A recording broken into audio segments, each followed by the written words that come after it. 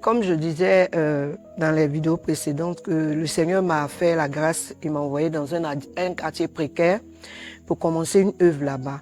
Et vraiment, le Seigneur s'est glorifié. Il y a eu des mariages dans ce quartier. Il y a eu même des servants de Dieu, des serviteurs de Dieu, qui sont sortis de ce quartier, qui sont aujourd'hui des serviteurs de Dieu. Et il y a eu aussi des mariages. Donc, je voudrais dire à quelqu'un qui m'écoute d'obéir à la voix de l'Éternel. Quand Dieu t'envoie quelque part, il faut pas dire non, je veux rester dans tel endroit. T'as pas de choix. À partir du moment où tu as répondu à l'appel, ça veut dire, Seigneur, me voici partout, tu m'envoies, je m'en vais, parce qu'il a dit, allez partout de toutes les nations, faites les disciples. Donc quand il dit aller partout, ça peut être dans un quartier précaire, comme ça peut être dans un quartier huppeux.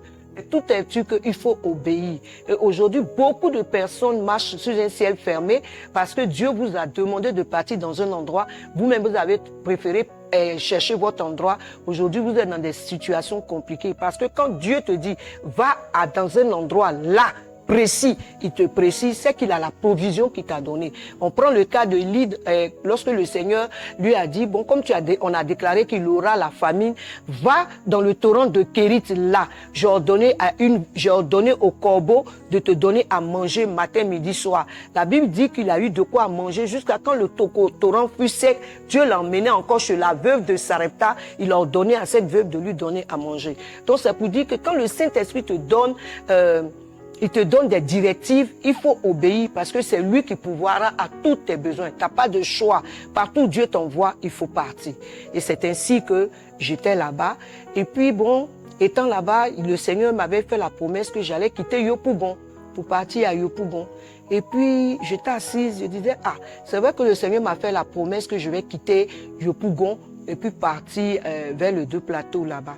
Donc, j'étais là, je pensais plus à ça, mais je faisais l'œuvre. Je veux dire à quelqu'un, toi qui es tout en train de rappeler, Seigneur, tu as dit ça, tu as dit ça. À force de rappeler, c'est comme si tu n'as plus confiance en Dieu. Laisse Dieu, il a son temps. Et je veux dire à quelqu'un aussi que ce soir, que Dieu sait faire chaque chose en son temps et il sait mettre chaque chose à sa place. Tu n'es pas plus intelligent que Dieu. Quand Dieu dit quelque chose, il sait auquel moment il va le faire. Et moi, le Seigneur a vu que mes enfants ont commencé à grandir. Il savait que je ne pouvais pas élever mes enfants dans l'endroit où j'étais. Il fallait que mes enfants aient soit dans un quartier où ils pouvaient avoir une très bonne éducation. Pas que je minimise le quartier où j'étais, mais il faut dire que c'était compliqué étant une femme seule où j'étais avec les enfants. Donc le Seigneur, par sa grâce, va faire quelque chose. J'étais assise un matin, j'ai une amie d'enfance, on a beaucoup souffert ensemble, qui est partie en Suisse. Et cette sœur était en Suisse là-bas, elle envoyait de l'argent à son frère pour construire son immeuble. Et son frère, malheureusement, en plein chantier, il a eu un accident, il est décédé. Donc le chantier était arrêté. Et la sœur ne savait pas comment faire pour terminer le chantier parce que son mari aussi n'était pas content. Il a dit qu'il a mis trop d'argent. Si le chantier s'arrête, lui, il va la divorcer. Donc elle dit, elle dormait comme ça. Et puis elle entend mon nom. On songe, le Seigneur dit, il faut essayer d'appeler ta soeur, elle pourra t'aider à terminer la maison. Mais dans la normalité, moi-même en chose normale, je n'ai jamais construit de maison pour dire j'ai terminé un immeuble. Mais Dieu voulait utiliser ça pour me loger et puis pour me faire du bien. Pour dire à quelqu'un, tu ne sais pas d'où viendra la bénédiction. Quand Dieu te fait une promesse, il ne faut pas dessiner le dessin toi-même. Il ne faut pas faire le plan dans ta tête. Laisse ça comme ça. Laisse-toi conduire comme, tu vois, une paille qui est sur l'eau, qui est en train de partir selon le vent du Saint-Esprit. Et c'est ainsi, elle m'appelle.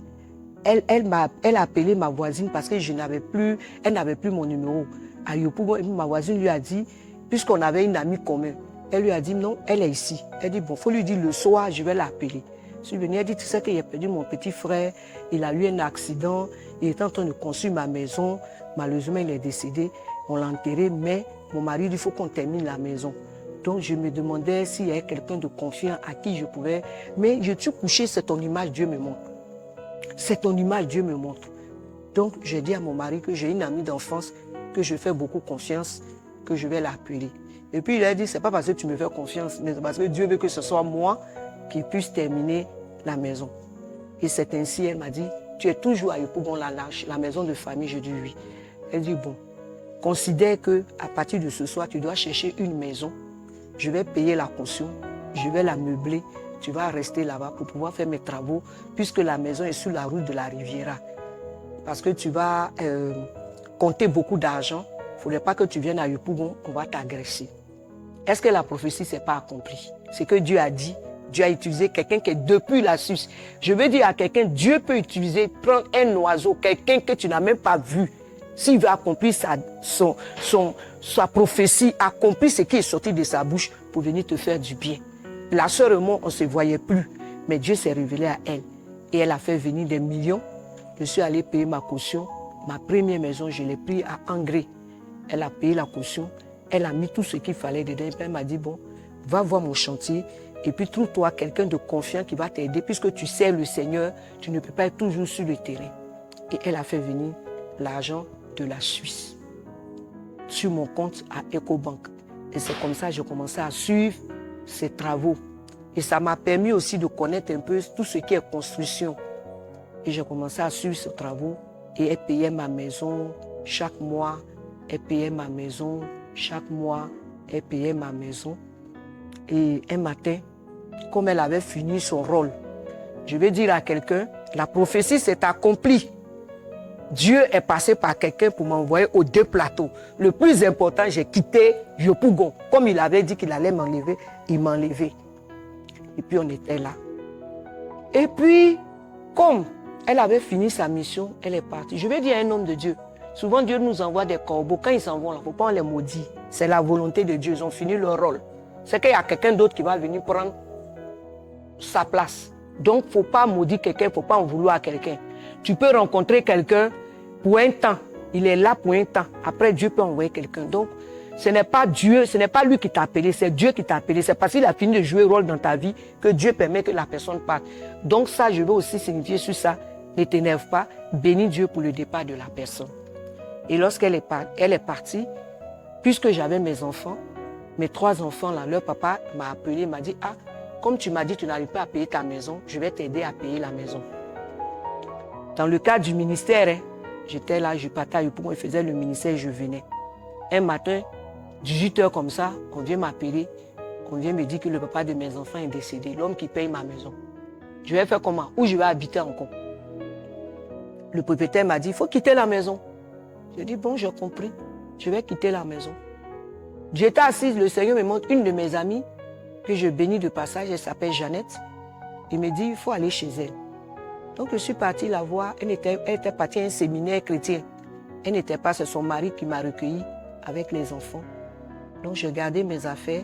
Étant la tête d'une église, je me suis retrouvée dehors chez des gens. Mais le Seigneur me disait de ne pas dire à l'église que je dors dehors parce que ça peut tuer la foi des chrétiens qui sont là. Pour dire que, en tant que serviteur de Dieu, ce n'est pas tout on doit raconter aux gens. Parce que si tu veux que la personne, il va se dire, mais si toi tu es pasteur, si toi tu as problème ça là, moi je suis arrivé là, c'est que votre Dieu là n'est pas fort. Donc Dieu me disait de ne pas dire aux gens que je dormais chez une amie et mes enfants. Et tout le monde, quand je partais à la maison, ils prenaient le taxi, ils m'envoyaient, ils prenaient mon taxi chaque jeudi, puisque je vais pour recevoir les gens chaque jeudi. Les jeudis, quand ils veulent m'accompagner, je leur dis, laissez-moi ici parce que l'itinéraire n'est plus le même itinéraire. Il dit, mais maman, tu t'en fais quoi? Il dit, non, des fois quand non, je me rends visite. Mais en temps, je dormais dans le salon d'une amie, étant à la tête d'une église. Parce que Dieu voulait m'apprendre qu'il y a des hauts et il y a des bas. Et puis, un soir, j'étais assise, il dit, mais Seigneur, il dit, tu vas mourir comme Lazare. Tu vas pourrir. C'est un enseignement que je suis en train de te donner. Et j'étais chez mon ami, c'était pas facile. Il y avait chez moi à la maison. J'étais obligée de suivre le rythme de ce qu'elle vivait.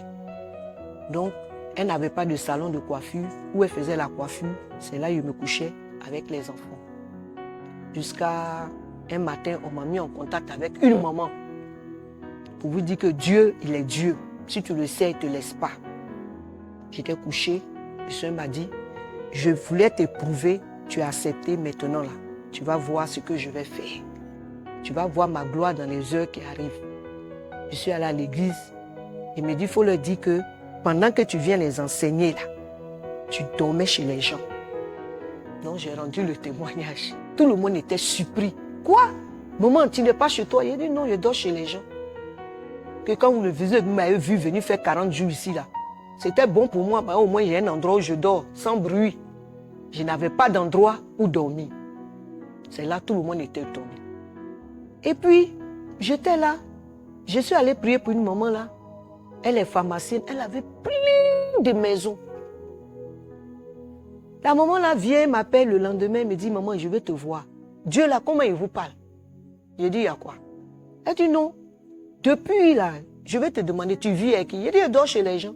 Elle me dit, Dieu dit de te donner une de mes maisons, tu vas habiter dedans pendant 2 ans gratuit. J'ai dit, ah bon? Elle dit, oui, j'en ai plein. Et la maman, à la grâce de Dieu, le lendemain, elle est venue me chercher chez moi à la maison. On est parti. Elle m'a montré plusieurs de ces maisons. Arrivé à Angré, le Saint-Esprit me dit, c'est là que je veux que tu restes. Parce que tu as quelque chose à faire à Angré ici. Je vais dire à un homme de Dieu que depuis longtemps, Dieu te prend, il te met en mission, il t'envoie en mission, il t'envoie en mission. Là. Ça paraît que demain, tu seras un témoignage pour les gens. Voilà, donc il ne faut pas dire que tu es fatigué. Tu as accepté l'appel, donc tu dois accepter aussi ce qu'il veut t'enseigner. Que Dieu nous bénisse.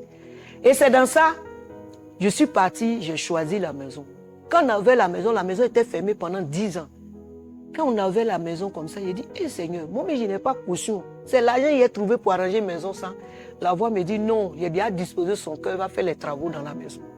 Elle me dit, servant de Dieu, pas t'inquiéter, tu veux quelle couleur de peinture pour le salon? Et les chambres, tu veux quelle couleur?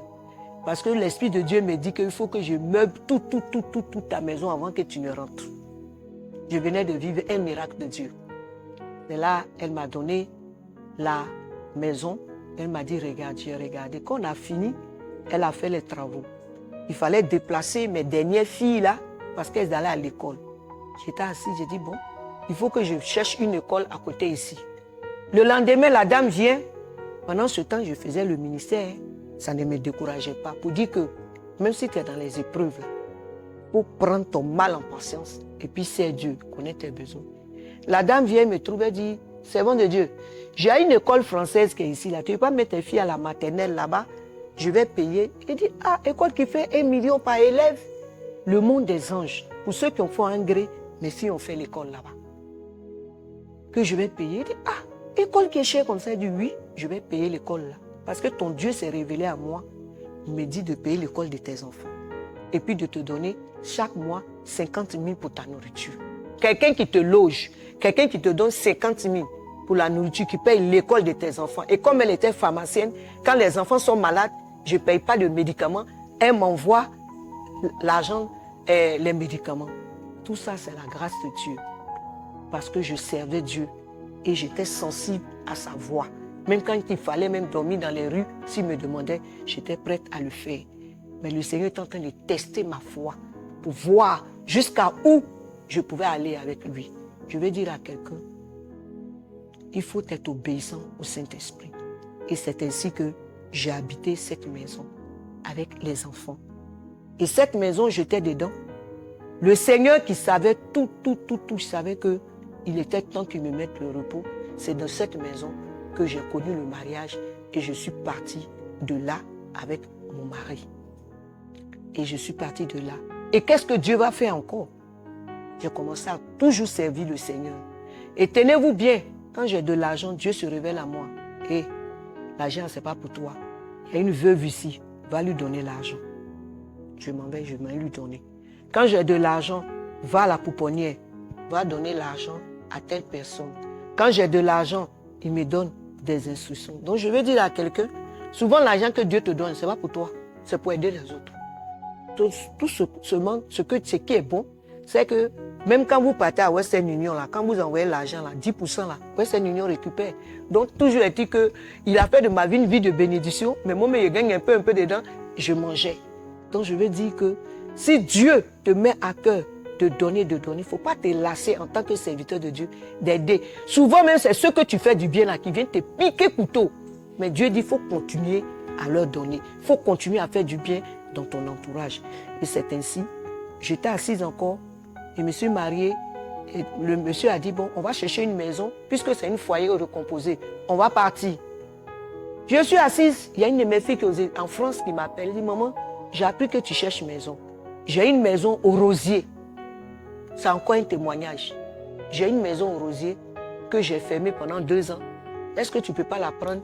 Et puis, au lieu de payer 400 000, tu vas la payer 100 000 francs par mois. Parce que c'est une duplex avec 6 pièces. C'est ainsi que je me suis retrouvée au Rosier en payant les 100 000. 100 000 même, je payais là même là. Elle m'envoyait ses dîmes, elle m'envoyait les offrandes. Comme si c'est l'argent là, je partais aller lui donner. Et c'est ainsi que je me suis retrouvée encore au Rosier en train de servir Dieu. Et le Seigneur encore va me faire me déplacer. Quand il s'est allé dans Sikobois, il dit, bon, tu as fini l'œuvre dans le quartier précaire. Mais cette fois-ci, je ne veux pas que tu ailles dans une église. Va dans une ville qu'on appelle Adiaké. Fais 2 ans là-bas sans servir Dieu, sans rien faire. Reste là-bas. Amen. Je veux bénir le nom du Seigneur parce que Dieu, je me suis rendu compte que ma vie est une bénédiction pour les autres. Ça doit bâtir la vie des autres. Parce que j'avais bâti la vie des autres, Dieu voulait que je bâtisse la vie de mes enfants. Mes 2 aînés sont serviteurs de Dieu. Or, il fallait que je leur positionne. Et c'est à Diaké que le Seigneur m'a envoyé. C'est là-bas que chacun a retrouvé son chemin. Mon aînée, ma fille, elle exerçait le ministère. Un matin, elle est venue chez moi et me dit, maman, je veux venir vers toi là-bas me reposer. J'ai dit, mais moi, je ne peux plus habiter à Abidjan. Le Seigneur dit d'aller me mettre à Diaké. Donc, je me suis mise à Diaké. Étant assise à Diaké là-bas, je n'avais pas d'église. Les églises tournaient, mais j'étais là. Il me disait, consacre-toi. J'étais assise là-bas. Ma fille est venue me trouver. Mon grand garçon dit que lui ne vient pas. Or, lui-même, c'était parce que je devais payer le prix pour que eux, ils aient leur ministère. Et puis, après moi, le Seigneur va m'envoyer maintenant à Abata. Et j'étais assise là-bas, à Diaké. Le Seigneur a permis que ma fille arrive. Aujourd'hui, elle est à Diaké. Elle a fait une grande œuvre. Elle est en train d'ouvrir encore à Bassam. Elle est en train d'ouvrir encore à Boissou. Pour dire que je suis allé payer le prix de la servante de Dieu. Mon fils aussi, ça a Diaké en fait de cellule. Il s'est retrouvé aujourd'hui au Canada. Il est en train de servir Dieu parce que c'est à Diaké qu'il a rencontré celle avec qui il vit aujourd'hui. Et aujourd'hui, ils sont en train de servir Dieu au Canada. Donc je veux dire, l'obéissance à Dieu là, ne tient pas compte de l'endroit où tu te trouves. Il y a des endroits que Dieu peut te déposer pour faire quelque chose là-bas. Mais le plus important, c'est d'obéir. Et quand j'ai fini cette mission, le Seigneur m'a dit, sors de là, va maintenant à Bata, va chercher un terrain. J'ai pris le terrain pendant des années. Il m'a dit, attends, quand le temps va arriver, tu vas faire quelque chose sur le terrain d'Abata. Pendant ce temps, il a commencé à m'envoyer aux États-Unis. Donc, je suis venue sur le terrain d'Abata. Quand je suis arrivée ici aussi, c'était la forêt. Il n'y avait personne ici. Il y avait des fétiches, mais les gens venaient adorer les trucs ici. Il m'a dit, viens commencer une œuvre ici. Quand je suis venue, je suis retournée à Abidjan. Il fallait chercher encore une autre maison. On est parti. J'ai pris la maison et je suis venue installer l'église d'Abata. Mais quand on est arrivé ici, il n'y avait pas d'âme. Ceux qui venaient ici, là, ce sont les servantes. Parce que ici, c'est un quartier où il y a des gens qui sont huppeux. Donc, c'est les servantes qui venaient ici. Qui venaient pour pouvoir, comme on appelle ça, servir Dieu et puis écouter la parole. Et un matin, il m'a dit, bon, je vais t'envoyer encore aux États-Unis. J'ai dit, Seigneur, j'ai compris. Un matin, je me suis levé. Il me dit, va en congé aux États-Unis. Il ne m'a pas dit directement, il dit, va en congé aux États-Unis. Et Dieu a fait grâce, on a payé mon billet. Je suis parti aux États-Unis. Ce jour-là, quand je partais, parce que quand je vais aux États-Unis, je vais les habits africains. Comme ça, quand je viens des sacs de marque pour vendre. Donc, j'avais fait plein d'achats. Arrivé là-bas, le Seigneur lui-même a permis que mes bagages se perdent. J'arrive à l'aéroport, je cherche mes affaires où il y a les bons trucs là. Il n'y a rien eu. Je suis parti à la maison. On dit, allez-y à la maison, dans 48 heures, on va vous donner vos bagages. 48 heures arrivent, il n'y a pas de bagages. Je me retrouve avec un guine, une paire de crêpes. Puisque quand je voyais, c'est comme ça que je m'habille avec un tricot. mes bagages sont perdus. Air France disent qu'ils vont me dédommager. Le lendemain, je suis couché, la voix me dit que tu vas plus. Tu vas faire 6 mois. Tu vas bâtir une église ici. Tu ne retournes plus à Abidjan. Tu dois faire 6 mois. En temps, ce n'était pas prévu que je puisse laisser ma famille pendant 6 mois. Non seulement tu t'en fais 6 mois quelque part et tu perds encore tes bagages. Tu vas faire comment? Dans mes larmes, la nuit, j'ai dit, Seigneur, je n'ai pas de décision, que ta volonté se fasse. Comme Dieu ne voulait pas que mon tuteur se débarrasse de moi, parce qu'aux États-Unis, tu ne peux pas aller vivre chez les gens pendant 6 mois. Parce que la vie est compliquée. La même nuit, il va se révéler à mon neveu pour lui dire que ta tante doit faire 6 mois ici pour l'œuvre, c'est le temps qu'elle implante une œuvre ici. Le matin, il me réveille et dit, Tanti, le Seigneur m'a dit que c'est le temps que tu dois faire une œuvre ici, tu ne peux plus partir, tu dois rester ici. Il dit, mais il m'a dit 6 mois. Il dit, ah, il m'a dit. En tant que le Seigneur m'avait donné cette révélation, j'avais une crainte, pas pour moi, mais habiter chez les gens, ce n'est pas facile. Mais Dieu même avait déjà préparé le cœur du monsieur. Donc je vais dire à quelqu'un, quand Dieu t'envoie quelque part là, il dispose le cœur, oui, des hommes en ta faveur. Quand tu es dans le plan de Dieu, il dispose le cœur des hommes en ta faveur. Il ne faut pas forcer. Aujourd'hui où on est assis là, il y a beaucoup. Le pays où je suis là, c'est trop dur. Je vais voyager, je vais quitter pour aller chercher. Frère, il ne faut pas te forcer, ma soeur. Il ne faut pas forcer à partir comme tu as devenu comme Mara. Naomi n'a pas demandé la volonté de Dieu. Elle s'est levée à son mari, dit non, à Bethléem, là, il n'y a pas à manger. Nous, on s'en va à Moab. On va aller là-bas pour aller gagner de quoi manger. Quand ils sont partis, elle a tout perdu. Elle est revenue les mains vides. Frère, quelles que soient les situations que tu vis, ma soeur, mon frère, reste là où Dieu veut que tu sois. Là où Dieu t'emmène, il faut rester là. Il ne faut pas forcer les choses. Je vais vous dire, Jésus-Christ, il est le même hier, aujourd'hui et éternellement. Il n'a pas changé. Le Seigneur a permis que je reste aux États-Unis. J'étais assise là. Mais il y a quelque chose qui m'a choqué. Je vais parler à ceux qui sont dans les pays étrangers. Est-ce que le service de Dieu en France, aux États-Unis, en Côte d'Ivoire a changé? Est-ce que être chrétien dans les pays étrangers là, Jésus a changé? Parce que quand je suis partie, j'ai tiré trop d'enseignements. On a l'impression qu'il y a le Jésus de Côte d'Ivoire et il y a le Jésus de là-bas. Parce que les chrétiens vivent là-bas n'importe comment, comme si quand on est en France ou bien aux États-Unis, on ne doit pas avoir une vie réglée. Quand tu es chrétien, là, la Bible dit, nous sommes dans ce monde, mais nous ne sommes pas de ce monde. Donc ça veut dire que tu sois en Côte d'Ivoire, que tu sois aux États-Unis, ta vie chrétienne doit être la même. C'est pas parce que tu es arrivé dans un pays, oui, comme les gens sont comme ça, moi aussi je dois être comme ça. Non, on peut copier positivement, mais pas le copier jusqu'à la dépravation. Au point, quand tu prêches l'évangile qui est vrai, il y en a qui sortent. Comme si, parce que Dieu leur a fait grâce, ils ont eu des visas, ils sont arrivés aux États-Unis, ou bien ils sont arrivés en France, ou bien ils sont arrivés quelque part, ils n'ont plus la crainte de Dieu.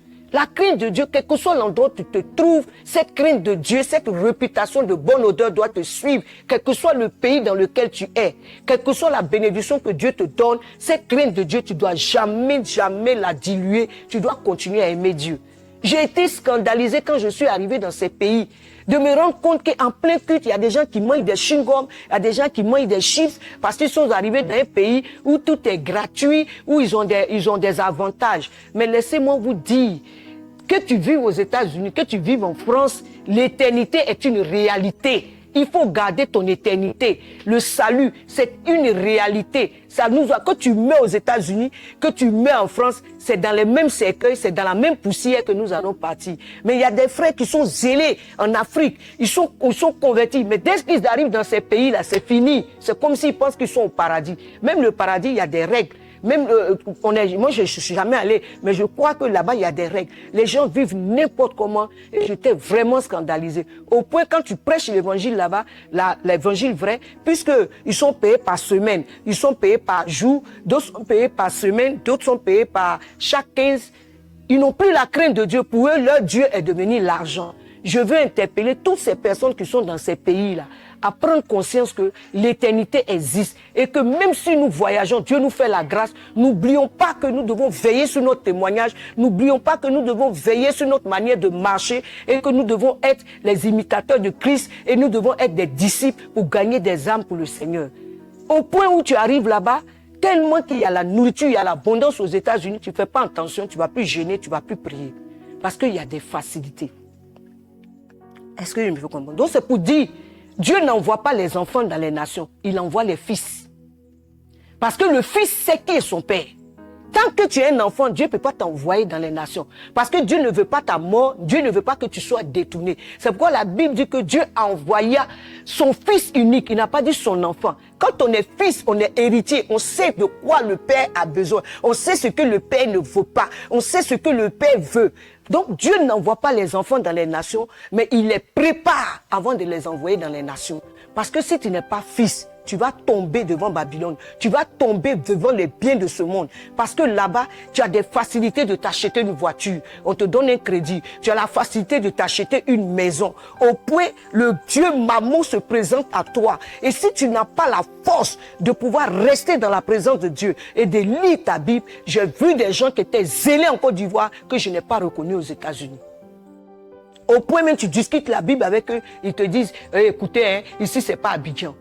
Donc, il y a le Dieu d'Abidjan, il y a le Dieu des États-Unis.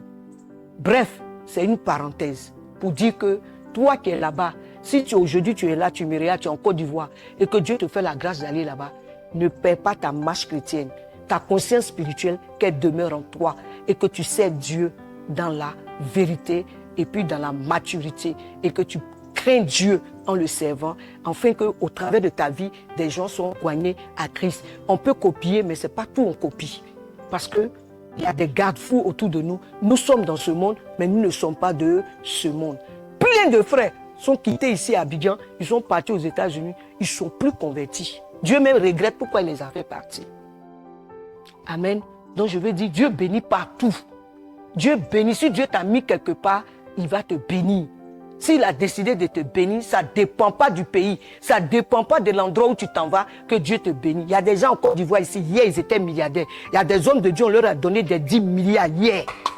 C'est Dieu qui bénit, ce n'est pas le pays qui bénit. Donc arrêtons de dire qu'au point où aujourd'hui on est tombé sur des jeunes serviteurs de Dieu, des jeunes servants de Dieu, je dois faire les nations, comme si les nations c'était un paradis. Non, les nations, Dieu, quand Dieu t'envoie, il te donne la provision. Et il t'accueille, il fait ce qu'il a fait pour toi. Mais cela ne veut pas dire que tu as réussi. Parce que moi, j'ai voyagé, mais je continue encore de me chercher dans le ministère.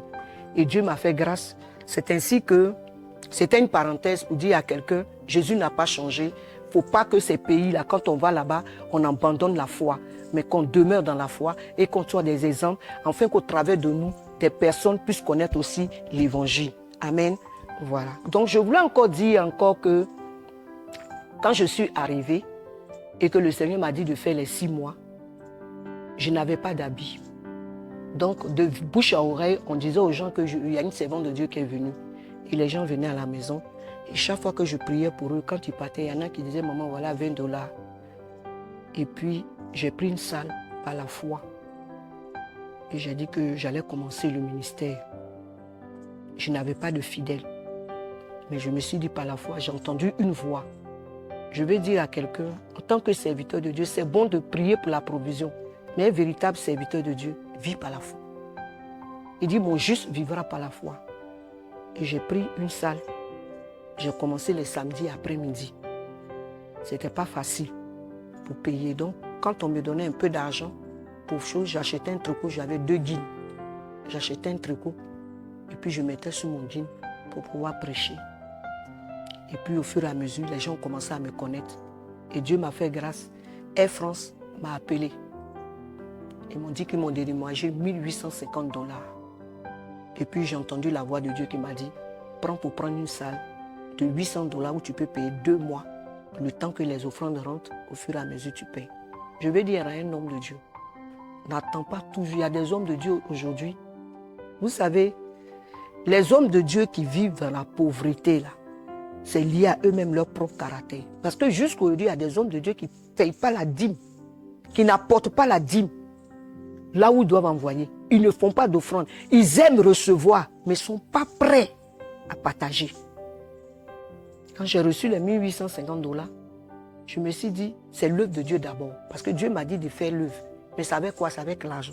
Donc j'ai pris l'argent. J'ai remis ça sur le compte de mon neveu, puisque lui, il a les papiers. Et je lui ai dit, va chercher une salle et puis paye 2 mois d'avance. Je sais que Dieu va multiplier, on pourra payer la salle.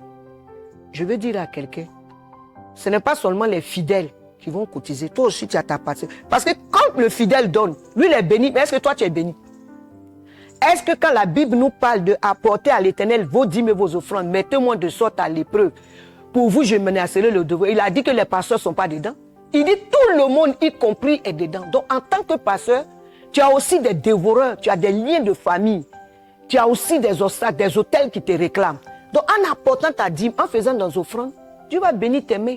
Parce que qu'on le veuille ou pas, il n'y a pas une parole qui dit on prie pour toi, tu es béni. C'est dans le donner. Donc, que tu sois pasteur, tu sois sacrificateur, la parole est pour tout le monde. Ce n'est pas seulement pour les pasteurs. Donc, je suis contre ceux qui ont l'habitude de dire, quand on dit cotisation de l'église, les fidèles seulement. Quand même le pasteur aussi, tu cherches à être béni, tu donnes. Parce que tu es un exemple. Quand tu donnes, ça encourage le peuple à donner. Mais tu laisses le peuple donner et toi-même tu ne donnes pas. Tu es étonné que le peuple est béni et puis tu vis dans la frustration. La bénédiction, c'est pour tout le monde. Et c'est comme ça que j'ai donné. On a commencé un peu et je me privais. J'achetais un tricot, j'allais prêcher, je dirigeais, je prêchais un peu. L'église a commencé à donner. C'est dans ça que je me suis débrouillé, j'ai trouvé un pianiste, j'ai acheté un piano et j'ai commencé l'église. Un peu, au point où je suis tombée malade parce que je n'étais pas habituée à l'atmosphère et puis le tempérament là-bas, il faisait beaucoup froid. Mais dans ça, j'étais là, j'ai terminé les 6 mois sans ma maison, sans mon foyer, sans mes enfants, sans tout ce confort que j'avais à Abidjan. Mais ce qui m'a étonné, homme de Dieu, je vais te dire, Dieu est fidèle. Dieu ne m'avait jamais abandonné.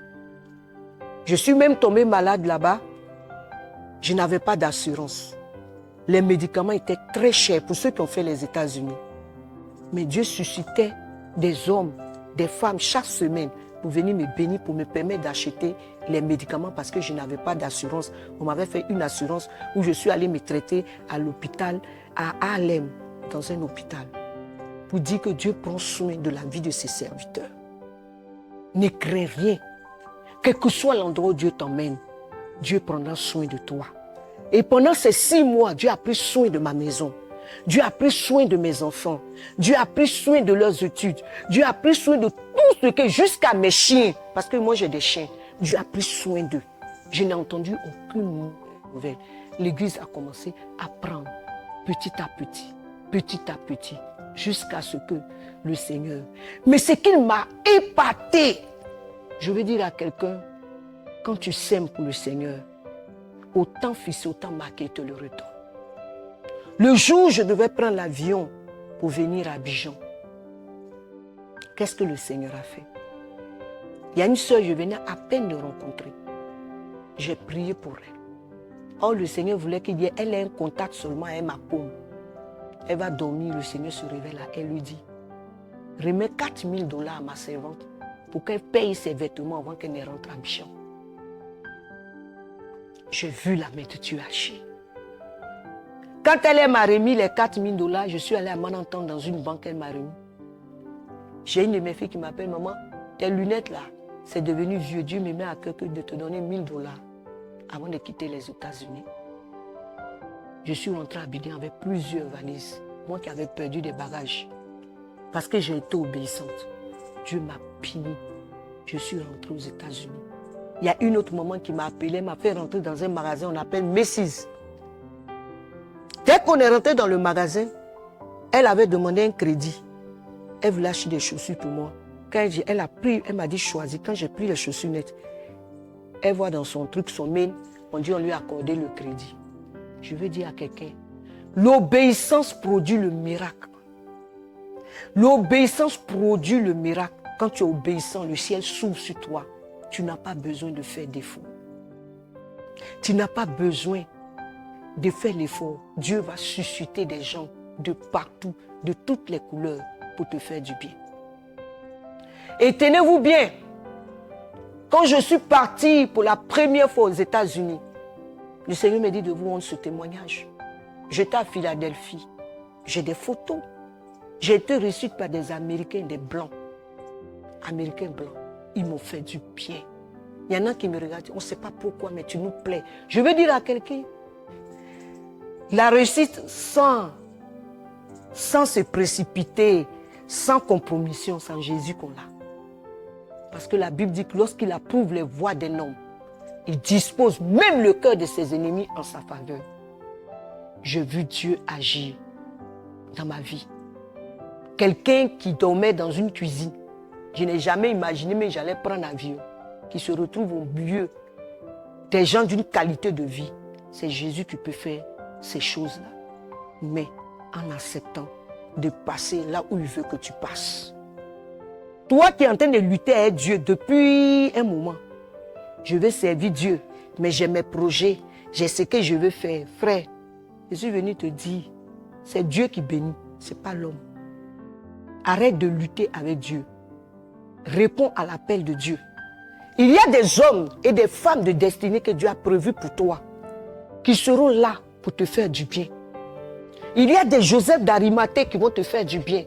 Il y a des Marie de Magdala qui vont te faire du bien. Il y a des personnes que Dieu a mandatées, parce que quand Dieu nous appelle, il y a des hommes et des femmes qu'il a mandatés spécialement pour nous faire du bien. Mais c'est dans l'obéissance. Quand le cœur de Dieu est réjoui, c'est là qu'il te demande qui il est pour ta personne. J'ai vu la main de Dieu agir dans ce pays. Et plusieurs de mes voyages sur les États-Unis, une fois le Seigneur m'a dit, va-t'en aux États-Unis. J'ai traversé ces kilomètres carrés, combien de kilomètres carrés des États-Unis avec 10 000. Il m'a dit, va, il y a urgence. Je suis parti avec les 10 000. Mais je vous assure, je suis revenu avec de l'argent. Et les 10 000, quand je suis arrivé, j'ai remis les 10 000 à mon neveu. Il dit, il faut m'échanger, ça faisait 20 $. Il dit qu'il est rentré dans sa chambre, le Seigneur lui dit, ne mange pas cet argent. Garde, tu vas remettre à ma servante. Elle va aller témoigner à Abidjan ce que j'ai fait pour elle. Donc le jour de la veille de mon voyage, j'ai dit à mon neveu, je pars demain. Il dit, la mère, comme tu t'en vas, voici un peu d'argent pour toi. Tes 10 000 tu m'as donné là. Le Seigneur me dit de te remettre. Va raconter ce que Dieu a fait pour toi aux États-Unis. Tu es rentré à 10 000, tu es en train de sortir avec plein de combien de valises avec de l'argent dans la poche. Va raconter ça aux gens. J'ai vu la main de Dieu. Donc je veux dire à quelqu'un, toi qui sais Dieu, et puis les gens se moquent de toi, sois patient. Dieu a un plan pour toi. Dieu a un plan pour toi. Quand je vivais ces choses, je traversais ces épreuves-là, je pensais que ma vie était terminée. Mais Dieu avait continué. Il a une histoire à faire encore avec toi. Je suis venu encore t'exhorter à servir Dieu dans la loyauté. À servir Dieu dans la loyauté. Et tu verras ce que le Seigneur va accomplir dans ton ministère. Ne te décourage pas. J'ai encore d'autres choses à te raconter. Que Dieu te bénisse.